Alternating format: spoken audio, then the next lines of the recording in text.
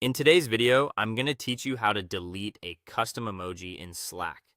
Custom emojis are a fun way to give your Slack workspace more personality, but over time, some of them can become outdated, duplicated, or simply unnecessary. When that happens, it's a good idea to remove the ones you no longer need so your workspace stays organized and easy to manage. Just keep in mind that not everyone can delete every emoji.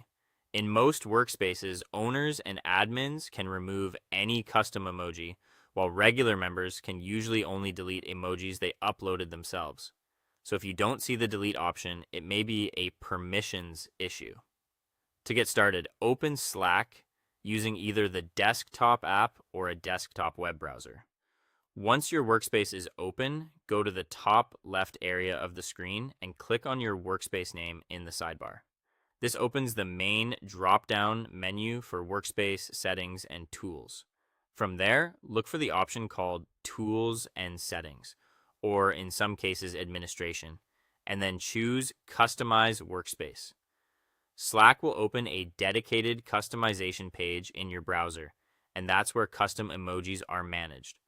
When the customization page loads, look across the top for the navigation tabs.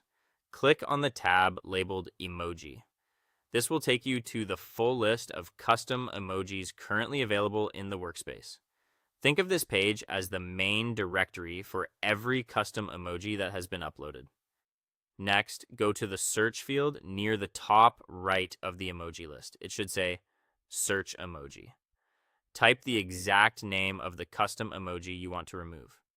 As you type, Slack will automatically filter the list so you can quickly find the matching emoji without scrolling through everything manually.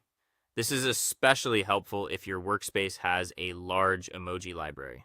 Once you've found the emoji, look to the far right side of its row. If your account has permission to remove it, you'll see an X icon or sometimes a trash can icon.